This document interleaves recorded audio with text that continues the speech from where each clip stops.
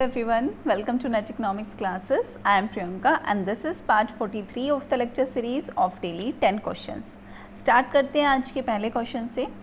Trade deflection is the diversion of export to a country within a free trade area that has.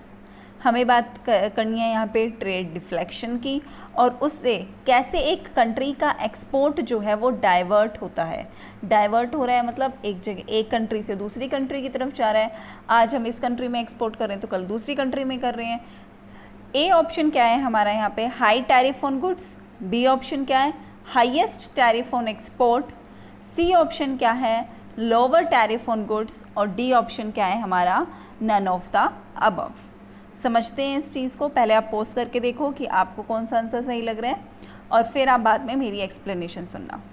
देखते हैं इसकी explanation. Start करते हैं. बात करते हैं हम यहाँ पे ट्रेड डाइवर्सन की.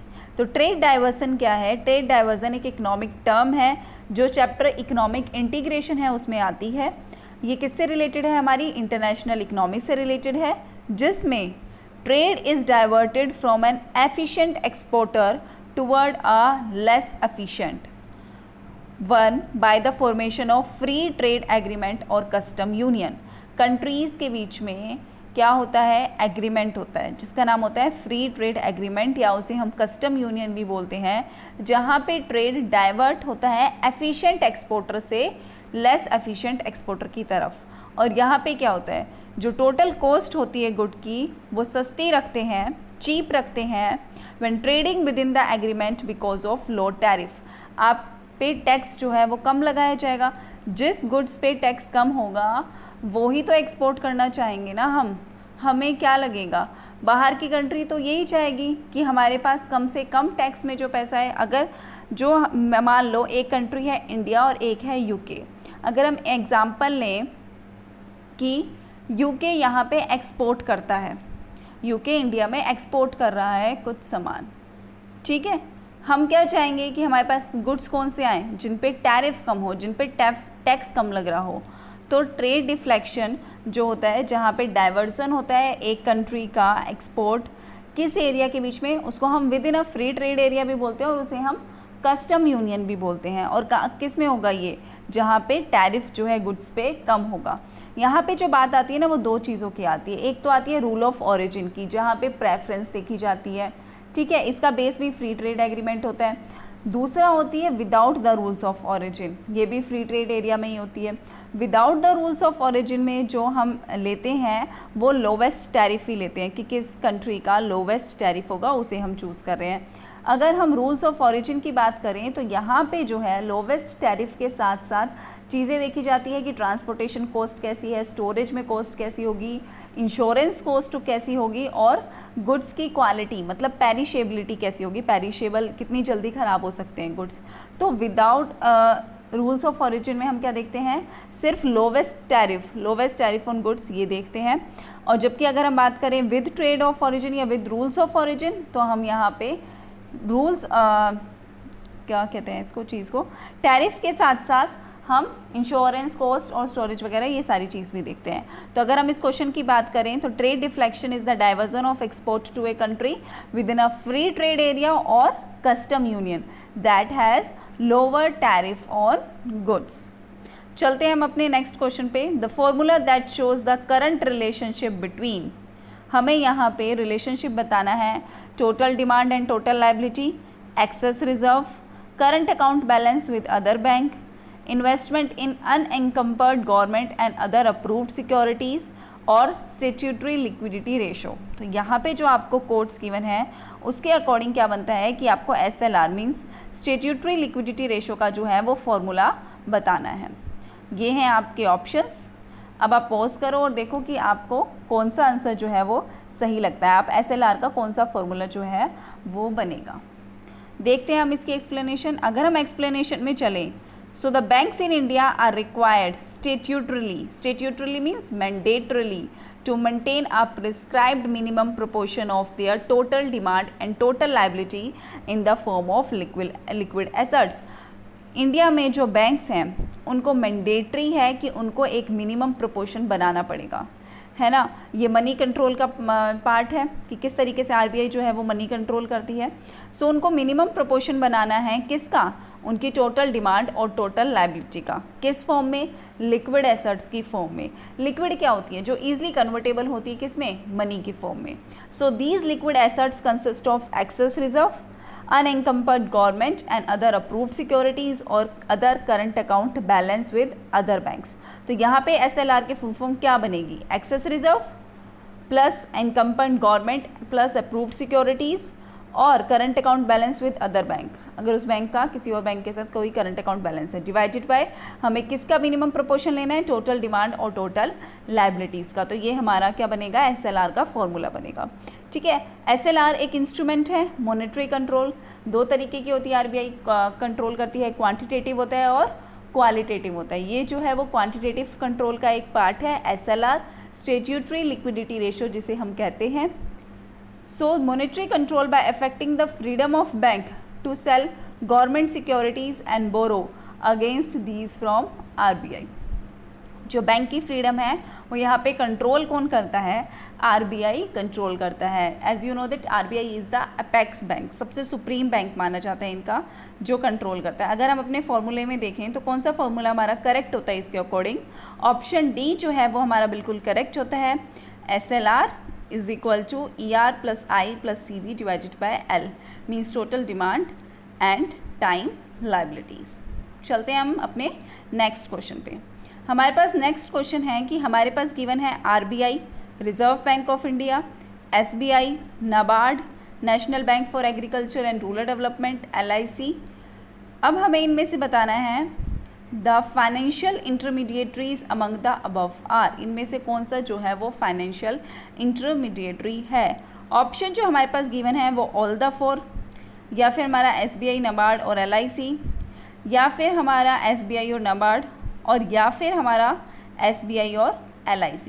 कौन सा ऑप्शन जो है वो हमारा करेक्ट होगा। फाइनेंशियल इंटरमीडिएटरी कौन है, देखें, चलते हैं हम इसकी एक्सप्लेनेशन पे। सो फाइनेंशियल इंटरमीडिएटरीज कौन से हैं, बैंक्स हैं, इंश्योरेंस कंपनीज है, पेंशन फंड, इन्वेस्टमेंट बैंक और काफ़ी। अब इनका प्राइमरी ऑब्जेक्टिव क्या होता है, सेविंग को इन्वेस्टमेंट में टर्न करना। So primary objective of financial intermediaries is to channel savings into investment. और अगर हम अपने ऑप्शंस में देखें तो ऑप्शन के अकॉर्डिंग हमारा SBI बैंक है और LIC जो हमारी इंश्योरेंस कंपनी है। सो ऑप्शन सेकेंड और फोर्थ जो है वो हमारा करेक्ट होता है, means option D is correct. चलते हैं हम नेक्स्ट क्वेश्चन पे। Real balance effect relate to, जो हमारा रियल बैलेंस इफेक्ट है वो किससे रिलेट करता है। ऑप्शन ए जो है वो हमारा क्या गिवन है, the effect which a change in value of real cash balance held by public produces in the economy. B क्या है हमारा, the effect which a change in the value of real cash balance held by commercial bank produce in the economy. C क्या है हमारा, the effect which a change in value of real cash balance held by multinational bank produces in the economy. और D option क्या है, D option है हमारा, the effect which a change in value of real cash balance held by the NBFIs non banking financial institutions produces in the economy. तो अगर हम इस question की बात करें तो इस क्वेश्चन के अकॉर्डिंग जो हमारा रियल बैलेंस इफेक्ट है, इस टर्म को डिराइव किसने किया था। इस टर्म को डिराइव करने वाले थे हमारे डॉन पेटिनकिन, डॉन पेटिनकिन। ये सबसे इम्पोर्टेंट डिस्कवरी मानी जाती है किसकी, हमारी मॉनेटरी इकोनॉमिक्स की। अगर हम बात करें रियल बैलेंस इफेक्ट की, तो रियल बैलेंस इफेक्ट का मतलब क्या होता है, real purchasing power of the stock of cash balance held by the public. Real purchasing power कितनी है, किसकी, स्टॉक ऑफ कैश बैलेंस, जो किसके पास है, पब्लिक के पास है। जब प्राइस लेवल चेंज होते हैं तो वो लोगों की परचेजिंग पावर पे क्या डालता है, इफेक्ट डालता है, जिसका इफेक्ट फर्दर किस पे होता है, गुड्स की सप्लाई या फिर डिमांड पे। इसे हम क्या बोलते हैं, रियल बैलेंस इफेक्ट बोलते हैं।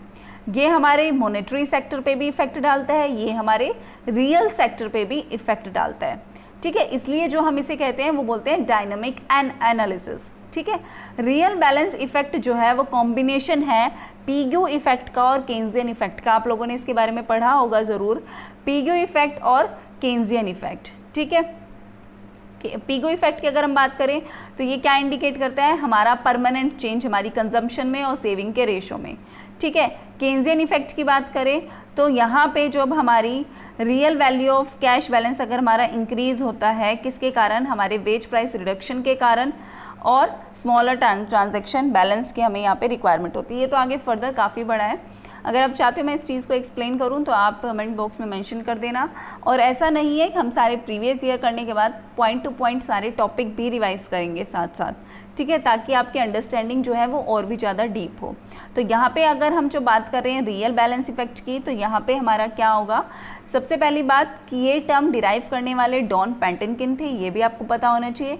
ये मॉनेटरी इकोनॉमिक्स का पार्ट है, ये भी आपको पता होना चाहिए। और रियल बैलेंस इफेक्ट का मतलब क्या होता है, ये परचेजिंग पावर पे इफेक्ट डालता है, किसकी, स्टॉक ऑफ कैश बैलेंस की, जो किसके पास है, पब्लिक के पास है।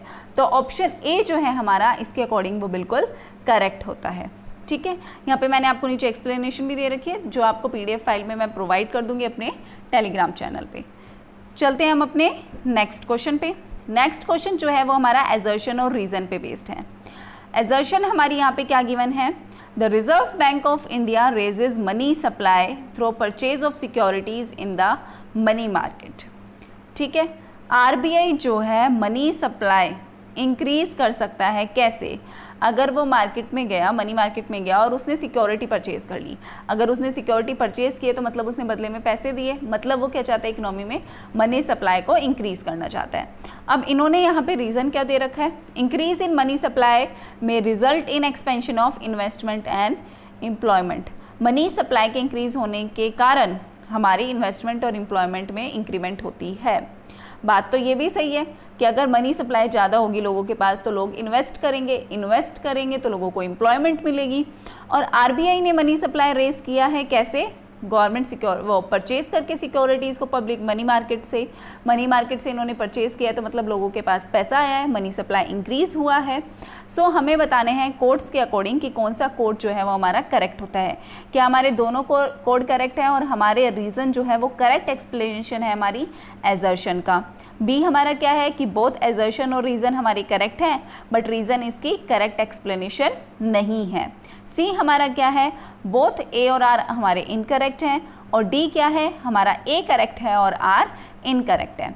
अगर हम इस क्वेश्चन को देखें ध्यान से तो हमारे एजर्शन और रीज़न जो हैं वो दोनों ही सही होते हैं, है ना। मनी सप्लाई अगर मार्केट में आएगा तो इन्वेस्टमेंट तो लोग करेंगे ही, इन्वेस्टमेंट करेंगे तो एम्प्लॉयमेंट भी मिलेगी। और आरबीआई अगर मनी सप्लाई को इंक्रीज़ करना चाहता है तो वो वहाँ से मनी मार्केट से क्या कर सकता है, सिक्योरिटीज़ को परचेज कर सकता है, बदले में पैसे देगा तो मार्केट में पैसा आएगा। तो एजर्शन रीज़न हमारे यहाँ पे दोनों सही हैं, लेकिन रीज़न कोई एजर्शन की करेक्ट एक्सप्लेनेशन नहीं है। ठीक है, तो हमारा बी ऑप्शन जो है वो करेक्ट होता है। अगर हम समझें तो objective of OMO, open market operation का क्या काम होता है, मनी सप्लाई को रेगुलेट करना। अगर आरबीआई मनी सप्लाई इंक्रीज करना चाहती है तो वो क्या करेगी, गवर्नमेंट सिक्योरिटीज़ को परचेज कर लेगी। अगर आरबीआई चाहती है कि लिक्विडिटी ना हो मार्केट में, मनी सप्लाई कम हो, तो वो सेल कर देगी। ठीक है, चलते हैं हम अपने नेक्स्ट क्वेश्चन पे। नेक्स्ट क्वेश्चन जो है वो है हमारा मैचअप से बेस्ड है। हमारे पास लिस्ट 1 और लिस्ट 2 गिवन है, हमें करेक्ट कोड जो है वो बताना है। क्या है लिस्ट 1 में हमारा, simple deposit system, maximum fiduciary system, percentage deposit system और बोनस डिपॉजिट सिस्टम। लिस्ट 2 में हमें गिवन है कौन सी, जो हमारा पॉइंट है वो सही होगा। ठीक है, समझते हैं एक एक करके कि simple deposit system, maximum fiduciary system, percentage deposit system और बोनस डिपॉजिट सिस्टम कौन सा सही है। अगर आपको एक भी नहीं पता और इनमें से अगर आप आइडिया भी लगाते हैं तो परसेंटेज डिपॉजिट सिस्टम अगर आप लिस्ट 2 में देखें तो किसके साथ मैच होगा, certain percentage of total note is kept in specific reserve. Percentage deposit system में आप कुछ ना कुछ परसेंटेज रखोगे ना, परसेंटेज वर्ड ही आ रहा है तो थर्ड का जो है वो सेकंड होगा डेफिनेटली। और अगर आप अपने ऑप्शंस में चलो तो सिर्फ ऑप्शन ए और डी है जिसमें थर्ड का सेकंड आ रहा है, मतलब बी और सी यहाँ से कट हो जाते हैं। ये मेथड होता है एलिमिनेशन मेथड। जब आप ऑप्शंस देख के ये समझ जाओ कि ये तो बिल्कुल भी नहीं आएंगे तो उन्हें तो बिल्कुल ही कट कर दो, देखो ही मत। अब जो आपको चूज़ करना पड़ेगा वो ए और डी में से करना पड़ेगा। अगर आपको इनमें से एक भी चीज़ पता है कि सिंपल डिपॉजिट सिस्टम कौन सा है, मैक्सिमम फिड्यूशरी कौन सा है, या बोनस डिपॉजिट सिस्टम कौन सा है, तो आप जो है वो आंसर करेक्ट कर सकते हो। अब हम इसको समझें तो सिंपल डिपॉजिट सिस्टम में क्या होता है, under this system the monetary authority is required to keep 100% of bullion means gold और silver for every note issued. जो भी उन्होंने नोट इशू किए हैं उसका 100% उनको रखना पड़ता है गोल्ड सिल्वर फॉर्म में। That is why it is also known as full reserve system. Simple deposit system भी आ सकता है, फुल रिजर्व सिस्टम भी आ सकता है अगली बार क्वेश्चन में। तो यहाँ पे 100% आपको रखना है गोल्ड सिल्वर का फॉर एवरी नोट इशूड। ठीक है, नेक्स्ट जो हमारा है, अगर हम देखें सिंपल डिपॉजिट सिस्टम में तो आपको 100% रखना है मेटलिक रिजर्व। तो ए का क्या आएगा, सिंपल डिपॉजिट सिस्टम का क्या आएगा, फर्स्ट आएगा। तो यहाँ पे अगर आप देखो तो हमने ए और डी ऑप्शन चूज़ किए ना।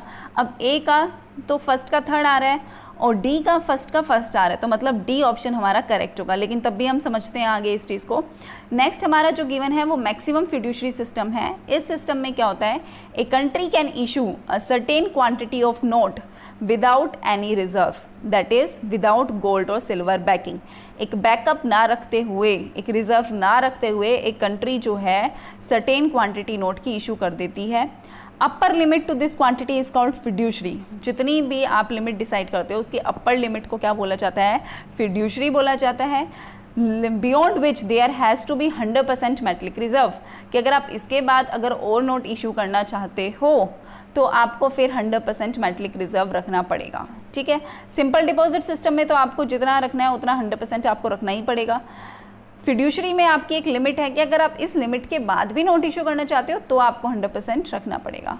ठीक है, नेक्स्ट जो हमारा परसेंटेज डिपॉजिट सिस्टम है, इस सिस्टम में क्या होता है, आपको सर्टेन परसेंटेज जो है वो नोट की वो रखनी पड़ती है, एक स्पेसिफिक रिजर्व। तीसरा जो है हमारा IOU, जिसका मतलब होता है IOU। ये एक इनफॉर्मल डॉक्यूमेंट है जिसको एक्नॉलेज किया जाता है डेब्ट से। तो अगर हम अपने ऑप्शन में देखें बोनस डिपॉजिट सिस्टम का क्या आएगा, रिजर्व्स ऑफ IOUs और शॉर्ट पीरियड लोन, फोर्थ का फोर्थ ही आएगा। परसेंटेज डिपॉजिट सिस्टम में क्या आएगा, certain percentage of total notes is kept in specific reserve, तो थर्ड का सेकंड आएगा। मैक्सिमम फिड्यूशरी सिस्टम में क्या होगा, maximum note issuing is statutory fixed, कि आपको इतने आप मैक्सिमम नोट जो हैं वो कर सकते हो, इशू कर सकते हो, तो सेकंड का क्या आएगा, थर्ड। और सिंपल डिपॉजिट सिस्टम में क्या है, 100% बैंकिंग ऑफ मेटलिक रिजर्व, तो फर्स्ट का क्या आएगा, फर्स्ट ही आएगा। तो अगर हम अपने ऑप्शंस में देखें तो ऑप्शन डी जो है वो हमारा बिल्कुल करेक्ट होता है। चलते हैं हम नेक्स्ट क्वेश्चन पे। नेक्स्ट क्वेश्चन जो है वो है हमारा, as per micro small and medium enterprise development act जो 2006 में आया था, micro enterprises are those with investment. हमें बतानी है कि माइक्रो अगर एंटरप्राइज है तो उसमें मैक्सिमम इन्वेस्टमेंट कितनी होगी। ठीक है, 25 लाख तक, 25 लाख से 5 करोड़ तक, 5 करोड़ से 10 करोड़ तक, या फिर 10 करोड़ से ज़्यादा। ठीक है, अगर हम इसकी एक्सप्लेनेशन देखें तो गवर्नमेंट ऑफ इंडिया ने ये इनेक्ट किया, कौन सा act, micro small and medium enterprise development act जो 2006 में आया था। अगर हम यहाँ बात करें माइक्रो एंटरप्राइज की तो यहाँ पे इन्वेस्टमेंट जो होगी वो प्लांट मशीनरी में 25 लाख से ज़्यादा नहीं होगी। और अगर हम अपने क्वेश्चन देखें तो माइक्रो एंटरप्राइज पूछा है तो ऑप्शन ए जो है वो हमारा बिल्कुल करेक्ट होता है। लेकिन अगर हम यहाँ पे स्मॉल और मीडियम की भी एक बार लिमिट चेक कर लें तो अगली बार क्वेश्चन यहाँ से बन सकता है। ठीक है, इसलिए हम स्मॉल की चेक करते हैं। तो स्मॉल एंटरप्राइज कौन सी एंटरप्राइज है, जहाँ पे इन्वेस्टमेंट प्लांट और मशीनरी में मोर देन 25 लाख हो सकता है बट 5 करोड़ से ज़्यादा नहीं हो सकता। ठीक है, नेक्स्ट अगर हम थर्ड बात करें मीडियम एंटरप्राइज की तो यहाँ पे जो है इन्वेस्टमेंट प्लांट और मशीनरी में मोर देन 5 करोड़ हो सकता है बट 10 करोड़ से ज़्यादा नहीं हो सकता। मैक्सिमम जो है मीडियम एंटरप्राइज की इन्वेस्टमेंट 10 करोड़ होगी। अब चलते हैं हम नेक्स्ट क्वेश्चन पे। नेक्स्ट क्वेश्चन जो है वो हमारा कमेटी पे बेस्ड है, जिसके बारे में मैं आपको काफ़ी बार बता चुकी हूँ, प्रीवियस ईयर में भी हम कर चुके हैं। ये कमेटीज़ बहुत इम्पॉर्टेंट हैं। आज हम ये देखेंगे कि इन कमेटीज़ ने क्या क्या रिकमेंडेशन दी है।